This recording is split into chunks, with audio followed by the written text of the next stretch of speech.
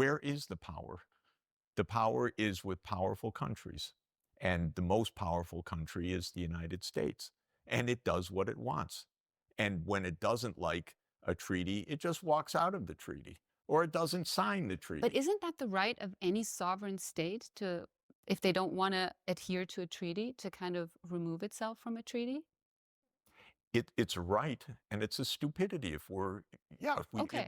we have Well, it might be wrong. I'm not saying it's right. I'm just saying I'm like telling you it's wrong okay. because the United States is completely irresponsible. So that's the problem. That's How what we're after. so I know that you're like you favor multilateralism, which makes sense. Hmm? Yes. Multilateralism, right? That's what I would call it at least.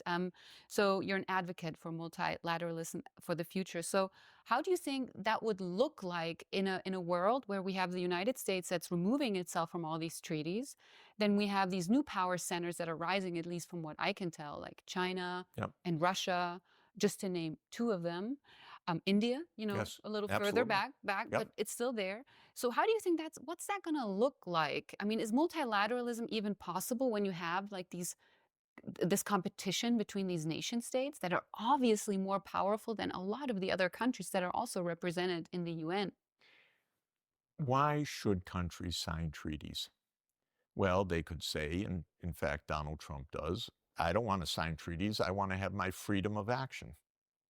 But the reason you sign a treaty is you say, I'd like you to do something.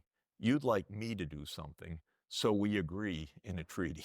That's a basic function of living together on the planet.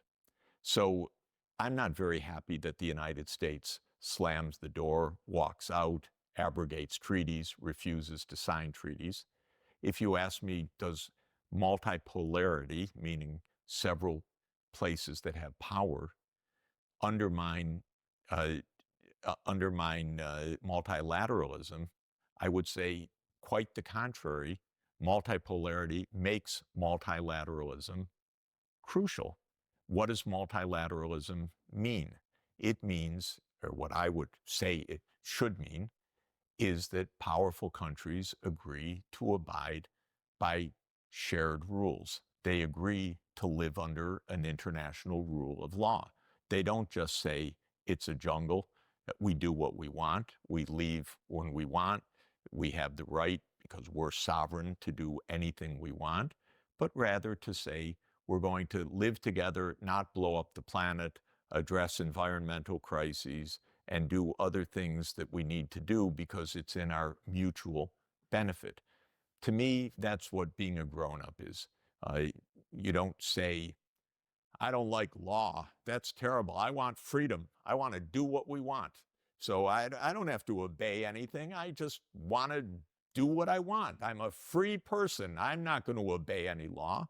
You'd say someone like that is a little nuts, and they'd be arrested and so forth. Well, why do we have those laws? Why don't we just let people do what they want? Because it doesn't work very well when people just do what they want. But Donald Trump thinks countries should just do what they want. He has the idea we're sovereign, we're free, we do what we want. I don't want international law. We're the United States of America. Well, how good is that? How's that going to work out? Is that going to work out great for the world? I don't think so.